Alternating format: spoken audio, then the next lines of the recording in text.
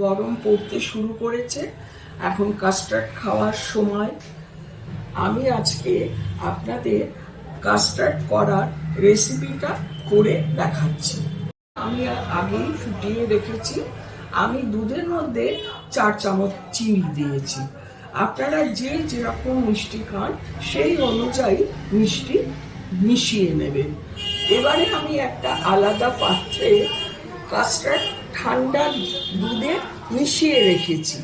এবারে কাস্টার্ড আমি দুধের মধ্যে অল্প অল্প করে মেশাবো, যাতে কোনো রকম লাম্প না দুধের মধ্যে থেকে যায়।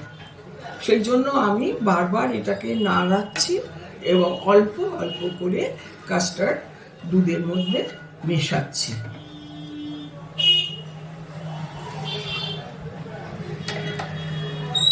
হালকা আঁচে এটা আমি করছি।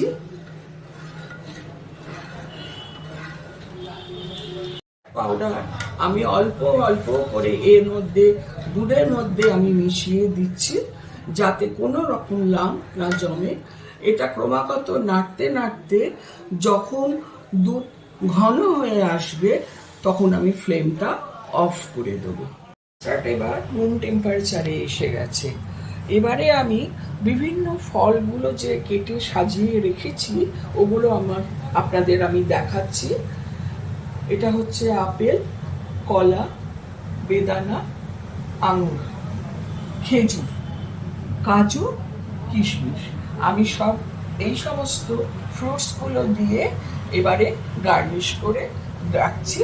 এরপরে আমি সেটা ফ্রিজে ঢুকিয়ে দেবো, অন্তত 1 ঘন্টা ফ্রিজে থাকবে। তার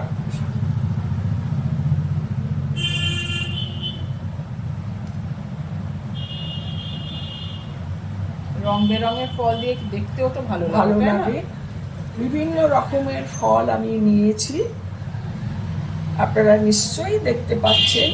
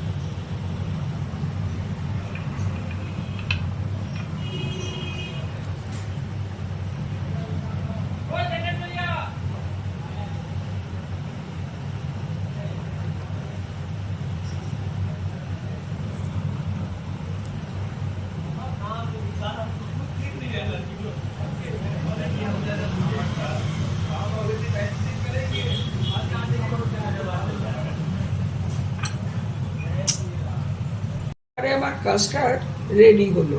সমস্ত রকম ফ্রুটস দিয়ে কাস্টার্ড গার্নিশিং করেছি। এবারে আমি ফ্রিজে কাস্টার্ডটা রেখে দেবো। আপনাদের কেমন লাগলো সেটা একবার কমেন্টসে আমাকে জানাবেন।